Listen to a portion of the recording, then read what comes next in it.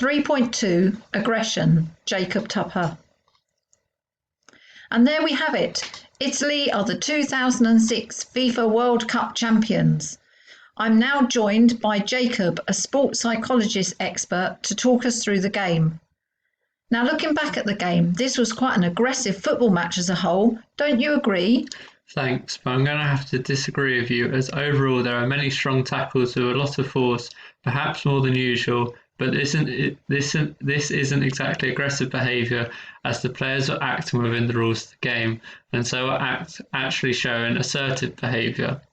On the contrast, however, Zidane's headbutt in the 110th minute on the Italian player Materazzi was definitely aggression, as his main purpose deliberately involved him in harming another person. Aggression can be defined as the display of an intentionally harmful physical action rather than a cognitive or affective state. Todd Thatcher and Rahman, 2010.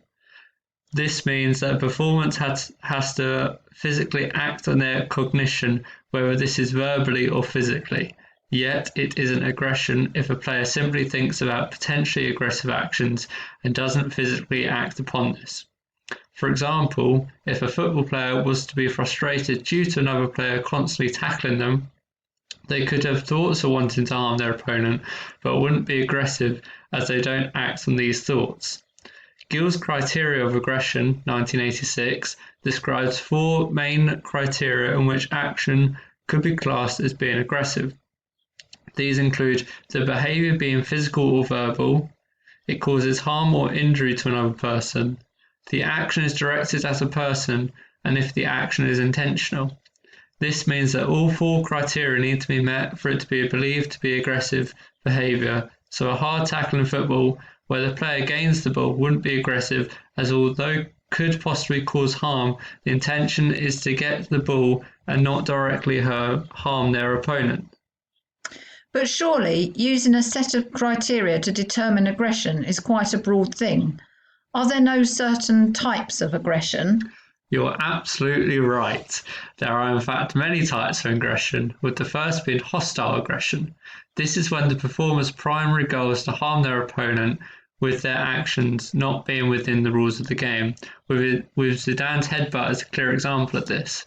On the other hand, instrumental aggression is when the performer shows aggressive behaviour to achieve a goal which will benefit them during the game. For example, a sliding tackle by the French defender to prevent the Italian striker from a counter-attack, as their intention is to foul them to give away a tactical free kick, but their primary goal would have been to prevent conceding a goal. Wiggins, James et al. 2006 states that aggressive actions may be interpreted differently depending on the nature of the sport. So teams punching each other in football is clearly unacceptable within the game and would easily be classed as hostile aggression. Yet punching in boxing is a key component of the sport, so would be classed as sanctioned aggression, where the performers still have the intention to harm one another, but in this case it's within the rules of the game. You see people build up potential aggressive behaviours from different triggers. These include a pressure to win, which is commonly found amongst elite athletes due to pressure from sponsors and spectators for them to perform to the best of their abilities, meaning the performer is much more likely to be aggressive if their goal of winning is obstructed by their opponent. Another cause of aggression could be due to the football player perceiving an unfairness during the game from the referee, for example, constantly giving away free kicks to the opposition and showing slight bias towards the other team, or that the football player believes that the referee hasn't given a foul in their favour. Either way, this would lead to frustration, causing the player to be much less reasonable and thus more likely to be aggressive. Finally, the football player could be experiencing personal problems outside their matches, causing a build-up of anger outside of the football pitch, so that when they play a match, they already have received the trigger to release their anger from personal problems, showing aggression on the football pitch. Is there any reason why people are aggressive in general? And would this be beneficial for people to understand, specifically in sport? Well, there have been many theories into why it's believed that people are aggressive in general, with some to have a more aggressive personality than others. One theory, the instinct theory, developed by Freud in 1920 and Lorenz in 1966, believes that aggression is caused by a biological drive within that each and every one of us are born with it. This means that a person's drive to protect themselves or something else, such as a teammate, causes a build-up of aggression, and that we constantly need to release this build-up of aggression, meaning that aggressive behaviour is inevitable and it can't be managed. In general, this means that if a player is aggressive and is shown to be socially unacceptable, for example, receives a card by the referee, this would increase their levels of aggression and are likely to continue to be aggressive.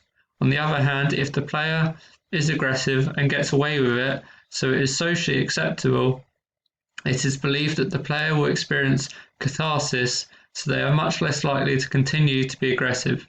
However, this theory relies on the fact that aggression constantly builds up and has to be released, but athletes can use cognitive arousal reducing techniques to reduce the chance of them being aggressive. These include positive self-talk, for example, as a football player can use this to help focus themselves on the game rather than being aggressive to the opposition. Secondly, the social learning theory, developed by Bandura in 1966, suggests that people learn to be aggressive from experiences and especially from different role models, typically elite athletes. So let's say a football player performs a high slide tackle and gets away with it. People who see this athlete as a role model will believe that these actions are socially acceptable and so will potentially recreate this in their own games of football. This can be reinforced by coaches and peers, so if a player was to be aggressive, coaches would likely substitute this player off the pitch and influence that player not to be aggressive in the future, as it is seen as socially unacceptable. Also, it's good to mention that people can adapt good behaviours from role models, which would also be reinforced by coaches in their games through praise. For example, passing the ball back to the opposition when a player is down injured in football to show good sportsmanship. Next, the frustration aggression theory, developed by Dollard et al. 1939, is believed that aggression occurs due to frustration from an obstacle blocking a goal. Simply, it is suggested that we all have a drive to achieve personal goals, for example, to score a goal in football or to win the game overall. An obstacle blocking a player achieving this goal, such as an opposing defender constantly tackling the striker, preventing them from scoring a goal, then is believed to cause a build-up of frustration, which then directly causes the player to be aggressive. If the player's aggressive actions is successful and socially accepted, then their frustration diminishes, so specifically known as cathartic release. However, if the player's aggressive actions is not socially accepted and the player gets punished for this, it is believed that further frustration is generated. This theory, although has little support due to the belief that frustration is certain to result in aggression and doesn't take into account different strategies to reduce frustration without causing aggression. Also, the frustration aggression theory doesn't account for aggression being influenced by role models, and so believes that aggression can't be learnt from a person's surrounding environment. Similarly, the aggression cue hypothesis, Berkowitz 1969, is built from the basis of the frustration aggression hypothesis. However, differs in the fact that frustration will not always cause aggressive behaviour and instead causes an increase in arousal, meaning that the player instead has an increased readiness to be aggressive. To summarise, if a football player was to experience an environmental cue, such as having a bad tackle performed on them, this would cause frustration, which ultimately causes an increase in arousal levels, but it's believed that a player will only likely to be aggressive if an aggressive cue is present. If an aggressive cue is present, then there is then a likely chance for the player to be aggressive, but if there is not an aggressive cue, then there is a reduced chance of them being aggressive. Now, this would be extremely useful for people such as coaches to understand likely reasons to why people are aggressive, as they can then prepare accordingly by focusing on certain players to try to avoid aggression to occur and allow players to work to the best of their abilities.